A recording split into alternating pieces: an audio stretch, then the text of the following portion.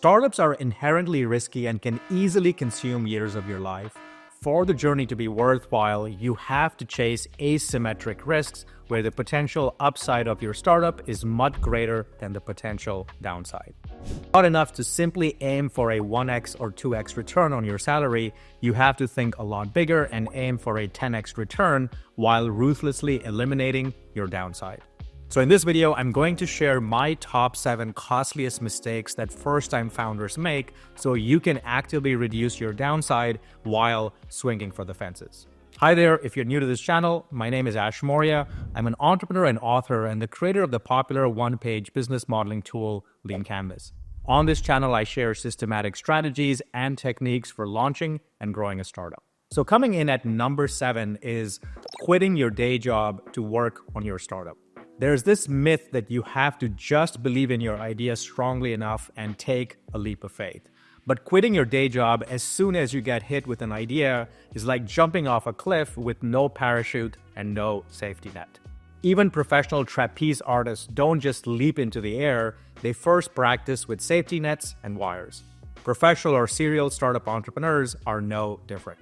The reality is that many successful ideas can and do start as side projects, and with the right tools and knowledge, it is possible to first sufficiently de-risk any idea before deciding to go all in. For me, that is achieving problem-solution fit with an idea. I consider problem-solution fit to be the first significant milestone of a startup idea, and it's when you go from hoping people will buy your product to confidently knowing that they will. With the right tools and knowledge, it is possible to achieve problem-solution fit with any idea, irrespective of what solution you're building, in just 90 days and working part-time, 10 to 15 hours a week. Until you can demonstrate problem-solution fit, I find that quitting your day job or going full-time on any idea just doesn't make a whole lot of sense. The main reason founders think they need to quit their day job is because of reason number 6.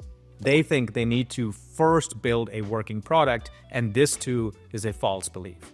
In a study on startup failure, most of the founders who failed didn't fail because they failed to build the product they set out to build.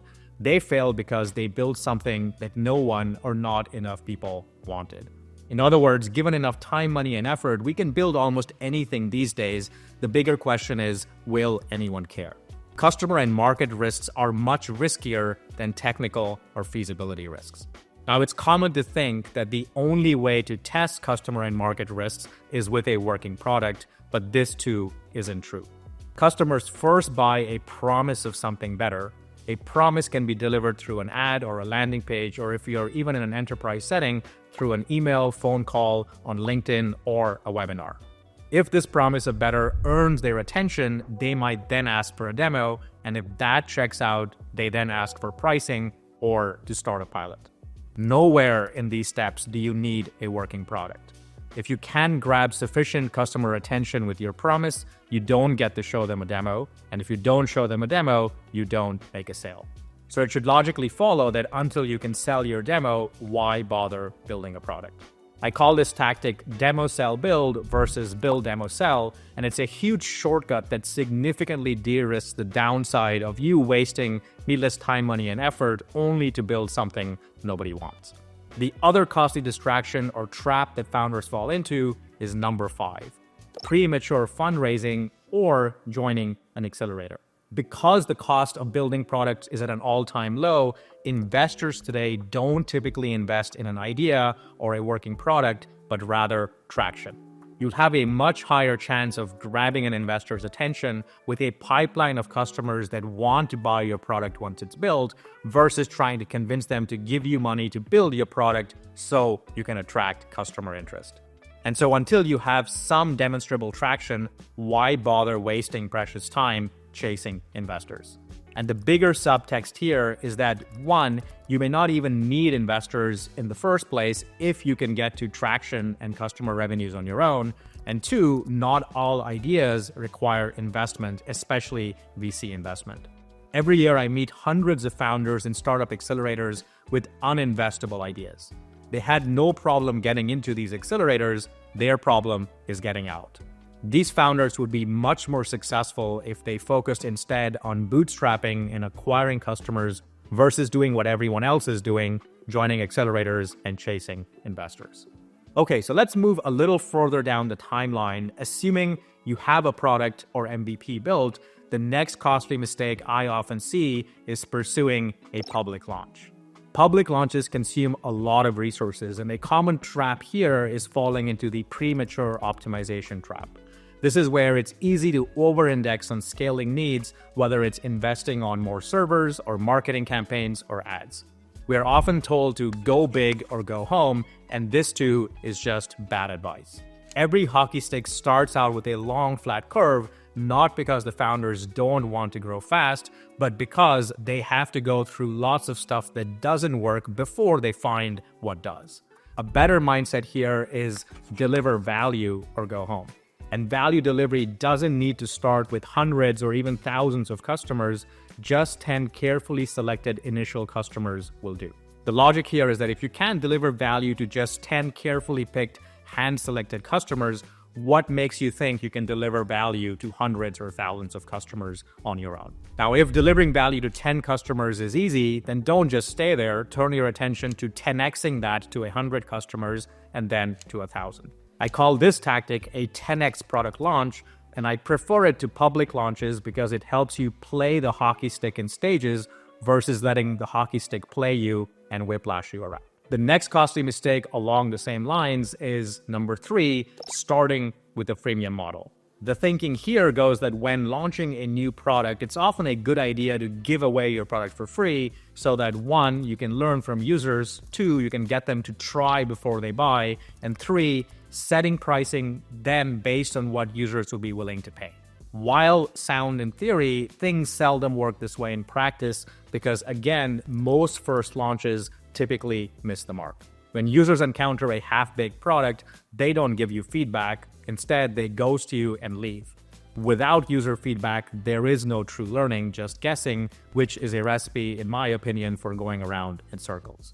And more importantly, pricing is one of the more riskier parts of a working business model. It separates your users from customers, and it's not really your customer's job to set pricing, that's your job.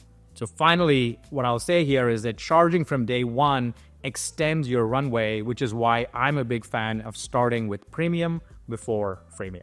A closely related motivation for doing public launches and starting with freemium is reason number 2, which is going too broad. In order to pursue a large market, which is what we're again told to do, a common mistake is to think that your product should be for everyone. But when you try to market your product to everyone, you end up reaching nobody. While all companies at scale address many different customer segments, we have to remember that they all started with a much smaller and focused early adopter segment. Before Facebook opened their social network to the public, they built much smaller networks on college campuses, and their first initial early adopters were college students on just one campus, Harvard. Apple's early adopters were creative professionals like graphic designers and publishers, while Microsoft's early adopters were largely business owners and hobbyist programmers. Early adopters have above average motivation to use your product, and so the logic here is that if you can't deliver value to them, it will be much harder to deliver value to other types of customers. Early adopters also tend to be less price sensitive than mainstream customers, and so it's also easier to start with premium before freemium with them. This brings me to my number 1 costly mistake, which is at the root of many of the other mistakes I've covered so far. Number 1, falling in love with your solution. We entrepreneurs are naturally wired to think in terms of solutions, but for all the reasons above, starting with a solution, no matter how easy it initially seems, often consumes more time, money, and effort than we originally estimate. But the real kicker is that it's also usually not what's riskiest in a startup. After years of building what I thought were awesome technical solutions that didn't turn into awesome working business models, I switched my focus to chasing problems worth solving, and solution building got a whole lot easier and a whole lot rewarding in exchange. Problems, not solutions, create new spaces for innovation, and not all problems are created equal. Going back to my earlier recommendation, finding problem-solution fit, ideally before you build your solution, is the key to drastically reducing your downside while searching for the biggest possible upside or biggest problem worth solving. All you need is 10 to 15 hours a week and 90 days to achieve problem solution fit. I built a set of guided playbooks for new founders that walks through all the steps. If you'd like to learn more, I recommend starting with my free Bootstart course, which I'll link in the description below. Thanks for watching, and until next time, take care.